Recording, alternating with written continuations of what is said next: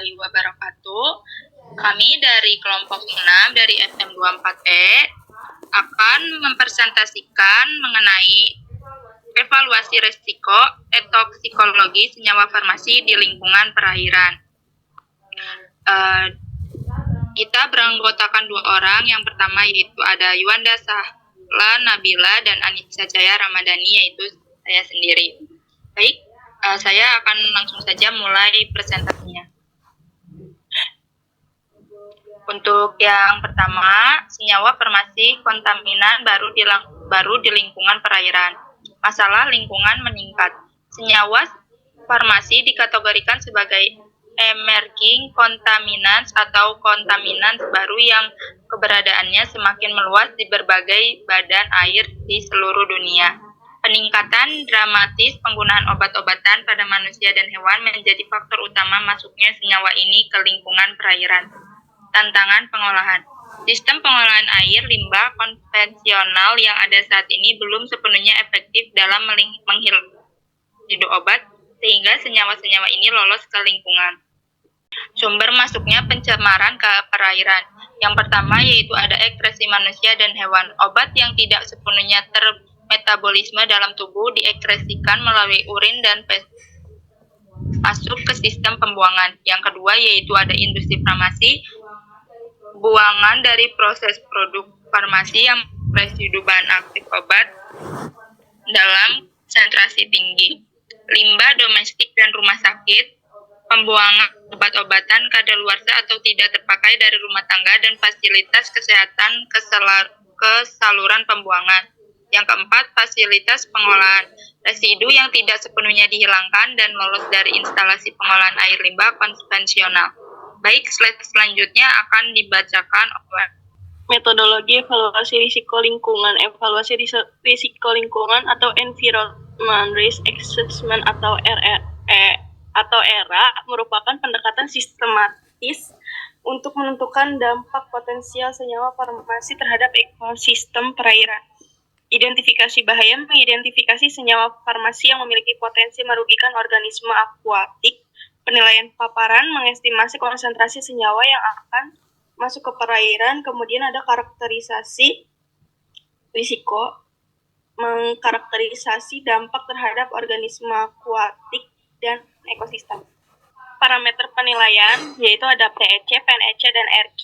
PEC atau Predict Environment Concentration atau estimasi konsentrasi senyawa yang masuk ke perairan berdasarkan data konsumsi obat, ekskresi, dan karakteristik lingkungan.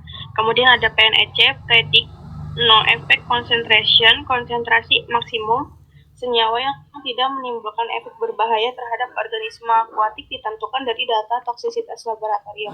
Kemudian ada RQ, Risk Fraction atau rasio antara PEC dan PNEC untuk menentukan kategori risiko.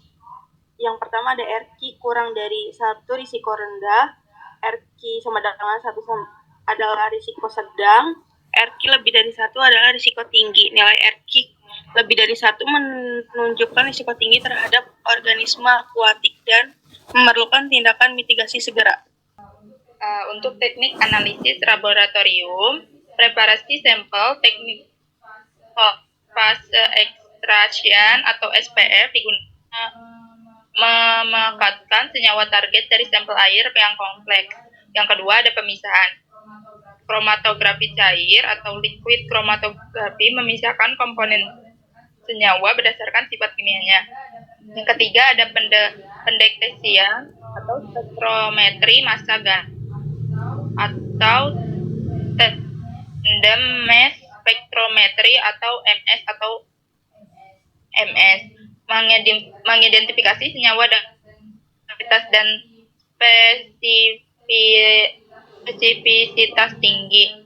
Kombinasi LC-MS atau MS memungkinkan deteksi senyawa farmasi dalam konsentrasi yang sangat atau nanogram per liter dengan akurasi tinggi. Untuk yang kedua, dampak ekologi pada organisme akuatik. Biologis langsung, gangguan pertumbuhan, reproduksi, serta perubahan fisiologis dan perilaku pada organisme non-target seperti ikan, invertebrata, dan alga, bioakumulasi, dan biomagnifisikan. Senyawa tertentu bersifat resisten dan dapat terakumulasi dalam jaringan tubuh organisme, lalu masuk ke rantai makanan dan mengakumulasi tingkat trofik yang lebih tinggi. Resistensi mikroba. Paparan berkelanjutan terhadap antibiotik memicu resistensi mikroorganisme di lingkungan, berdampak pada kesehatan global dan efektivitas pengobatan. Baik, selanjutnya akan dibacakan oleh Yuan. Kelompok senyawa farmasi beresiko tinggi. Beberapa kelompok obat yang sering terdeteksi di lingkungan perairan dan memiliki risiko ekotoksikologi signifikan. Yang pertama ada antibiotik. Kelompok yang paling sering ditemukan dan memicu resistensi mikroba, contohnya sulfonamida, fluoroquinolon, dan tetrasiklin. Yang kedua ada analgesik, memiliki distribusi luas dan potensi efek toksik jangka panjang, contohnya ibuprofen, naproxen, dan diclofenac. Yang ketiga ada obat anti kanker, memiliki tingkat toksisitas yang sangat tinggi terhadap organisme akuatik meskipun dalam konsentrasi rendah. Strategi mitigasi dan teknologi pengolahan lanjutan. Upaya pengurangan pencemaran senyawa farmasi meliputi penerapan teknologi pengolahan lanjutan yang lebih efektif. Advanced oxidation proses atau AOPS, teknologi yang menggunakan radikal hidroksil untuk mendegradasi senyawa organik kompleks menjadi produk yang tidak bahaya. Kemudian ada filtrasi membran, sistem pemisahan berbasis membran seperti ultrafiltrasi dan nanofiltrasi untuk meningkatkan efisiensi penghilangan residu obat. Kemudian ada ozonisasi, penggunaan gas ozon untuk oksidasi senyawa farmasi. Salah satu solusi praktis untuk meminimalkan dampak negatif.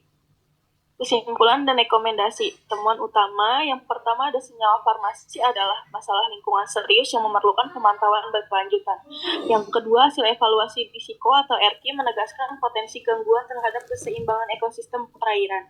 Yang ketiga, teknologi pengolahan konvensional belum cukup efektif. Kemudian ada rekomendasi, yaitu diperlukan kerjasama antara pemerintah, industri farmasi, dan masyarakat untuk pengembangan dan implementasi teknologi pengolahan limbah yang lebih efisien serta kebijakan pengelolaan yang berkelanjutan. Kemudian ada langkah selanjutnya, penelitian lebih lanjut dapat diperlukan untuk pemantauan jangka panjang, evaluasi teknologi baru, dan studi dampak ekologi.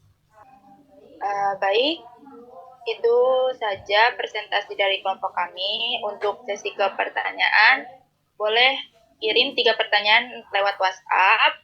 Nanti setelah itu akan kami bacakan sesi pertanyaan dan sesi jawabnya. Baik, untuk pertanyaan yang pertama, apa sumber utama pencemaran senyawa farmasi di perairan? Untuk jawabannya yaitu sumbernya berasal dari ekskresi manusia dan hewan, limbah rumah tangga dan rumah sakit, industri farmasi, serta sistem pengolahan air limbah yang belum optimal. Pertanyaan kedua akan dibacakan oleh Wanda. Baik, saya akan menjawab pertanyaan dari soal nomor 2 dengan pertanyaan mengapa pengolahan air limbah konvensional belum efektif. Jawabannya karena teknologi konvensional tidak dirancang untuk menghilangkan senyawa farmasi yang bersifat kompleks dan terdapat dalam konsentrasi sangat rendah. Kemudian ada pertanyaan yang ketiga, mengapa antibiotik berbahaya di lingkungan? Jawabannya karena dapat menyebabkan resistensi mikroba yang berdampak pada kesehatan manusia dan efektivitas pengobatan.